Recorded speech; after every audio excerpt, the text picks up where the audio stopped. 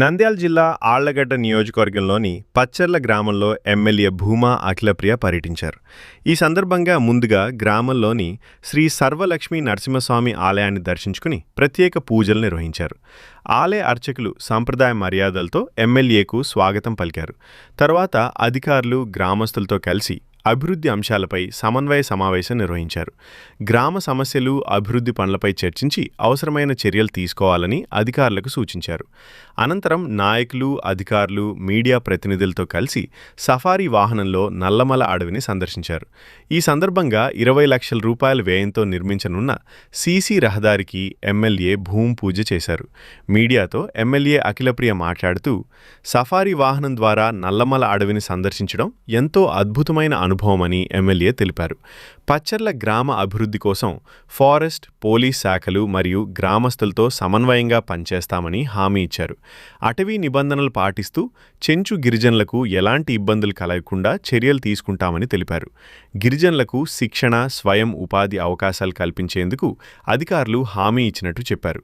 అలాగే అనుమతుల లేమితో నిలిచిపోయిన శ్రీ సర్వలక్ష్మీ నరసింహస్వామి ఆలయ నిర్మాణాన్ని త్వరలో పూర్తి చేస్తామని తెలిపారు. బ్రహ్మాండమైన ఎక్స్పీరియన్స్ నేను ఎప్పుడు కూడా అనుకోలేదు.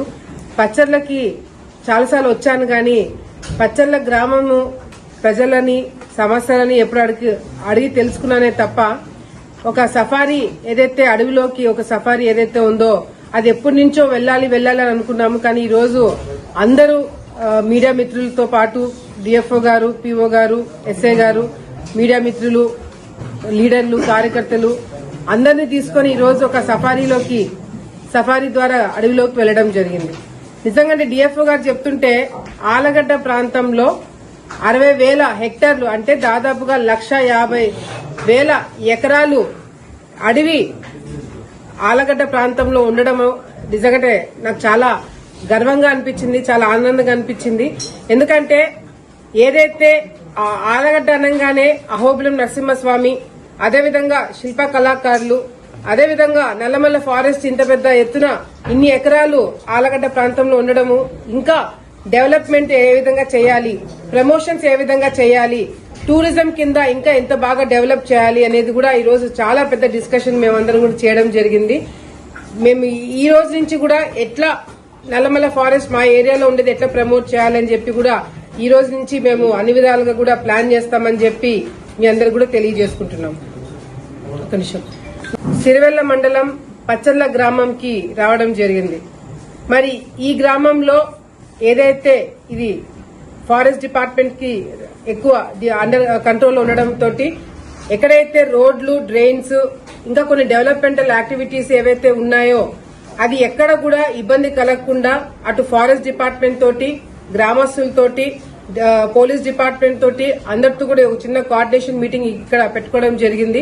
మరి డిఎఫ్ఓ గారు కూడా చాలా క్లారిటీగా, ఆయన కొత్తగా వచ్చారు చైతన్య గారు, ఆయన కూడా చాలా క్లారిటీగా ఎక్కడ కూడా చెంచులు ఇబ్బందులు పడకుండా, లోకల్స్ ఇబ్బంది పడకుండా అన్ని విధాలుగా కూడా రూల్స్ పాటిస్తూనే ఎవరు ఇబ్బంది పడకుండా అన్ని విధాలుగా కూడా వాళ్ళకి సహకరిస్తామని చెప్పి డిఎఫ్ఓ గారు కూడా చాలా క్లారిటీగా ఈ రోజు గ్రామస్తులకి ఒక మెసేజ్ ఇవ్వడం జరిగింది.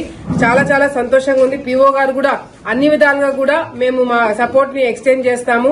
ఎవరైతే చెంచులు ఆర్థికంగా ఇబ్బందుల్లో ఉన్నారో వాళ్ళకి ట్రైనింగ్ ప్రోగ్రామ్స్ ఇచ్చి వాళ్ళకి వాళ్ళ కాళ్ళ మీద వాళ్ళు నిల్చునేటట్టుగా చేసి వాళ్ళకి ఆర్థిక ఇబ్బందులు లేకుండా అన్ని విధాలుగా కూడా మేము కూడా టేక్ కేర్ చేస్తామని చెప్పి పిఓ గారు కూడా చెప్పడం జరిగింది.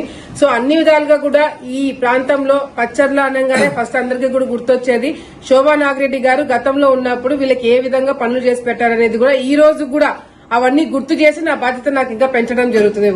పచ్చర్ల గ్రామస్తులు ఈ పచ్చర్ల దాటి ఎప్పుడు పోయినా కూడా నా తల్లిదండ్రుల విగ్రహాలు వీళ్ళు పెట్టుకున్న సంగతి ఎప్పటికప్పుడు నన్ను గుర్తు చేస్తుంటారు. సో వీళ్ళకి ఏ కష్టం వచ్చినా, చెంచులు ఏ ఇబ్బందులు పడినా కేవలం ఇక్కడే కాకుండా ఆలగడ్డ ప్రాంతంలో మొత్తంలో కూడా చెంచులు ఎక్కడైతే ఉన్నారో, ముఖ్యంగా అహోబిలం కావచ్చు, ఎవరైతే ఈ బ్యాంబూ మీద ఎక్కువ డిపెండ్ అయి ఉన్నారో వాళ్ళకు కూడా ఇబ్బంది కలగకుండా వాళ్ళు ఏ విధంగా జీవితంలో అంటే వాళ్ళ జీవనాధారం ఏదైతే ఉందో దానికి ఇబ్బంది కలగకుండా పైనుంచి పర్మిషన్స్ తీసుకొని ఎటువంటి ఇబ్బంది లేకుండా వాళ్ళని కూడా చూసుకుంటామని చెప్పి డిఎఫ్ఓ గారు కూడా క్లారిటీగా చెప్పడం జరిగింది. సో డెఫినెట్ గా పచ్చళ్ళనే కాకుండా ఆలగడ్డ ప్రాంతంలో ఉన్న చెంచులందరికీ కూడా అన్ని విధాలుగా కూడా ప్రభుత్వం ఆదుకుంటుంది. మేము ఎల్లప్పటికీ కూడా మీకు అందుబాటులో ఉండి ఆ సమస్యలను ఎప్పటికప్పుడు అధికారులతో మాట్లాడి ఆ సమస్యలు తీరుస్తామని చెప్పి మరొకసారి ఇక్కడున్న ఈ ప్రాంతంలో ఉన్న చెంచులకు అందరికీ కూడా నేను భరోసా ఇస్తున్నాను. అంతేకాకుండా ఈ రోజు ఏదైతే మనము పచ్చళ్ళలో ఈ రోడ్స్ డ్రైన్స్ కి సంబంధించినవి పర్మిషన్స్ కూడా ఇవ్వడం జరిగింది. అక్కడ ఎటువంటి ఇబ్బంది కూడా లేదు. ఎక్స్టెన్షన్ మాత్రం చేయకుండా ఉండాలని చెప్పి కొన్ని చెప్పడం జరిగింది. ఆ జాగ్రత్తలన్నీ కూడా తీసుకోవడం జరుగుతుంది. ఎందుకంటే ఈ ప్రాంతం అంతా కూడా టైగర్ రిజర్వ్ కింద వస్తుంది కాబట్టి కొన్ని జాగ్రత్తలు తీసుకోవాల్సి వస్తుంది. అది కూడా గ్రామస్తులతో మాట్లాడి ఎప్పటికప్పుడు వాళ్ళని కూడా అప్రమత్తం చేస్తామని చెప్పి కూడా సందర్భంగా తెలియజేసుకుంటున్నాం. సర్వ Narasimhaswamy temple is under construction, అంటే సగం కట్టారు, సగము కొన్ని పర్మిషన్స్ లేక ఆగిపోవడం జరిగింది. అది కూడా డిఎఫ్ఓ గారితో మేము చర్చించడం జరిగింది. డెఫినెట్ గా పైన డిపార్ట్మెంట్ వాళ్ళతో మంత్రులతో మాట్లాడి పాజిటివ్ గా సర్వనరసింహస్వామి టెంపుల్ కి ఇబ్బంది కలగకుండా అన్ని విధాలుగా కూడా పూర్తి చేసేదానికి మేమందరం కూడా కృషి చేస్తాం.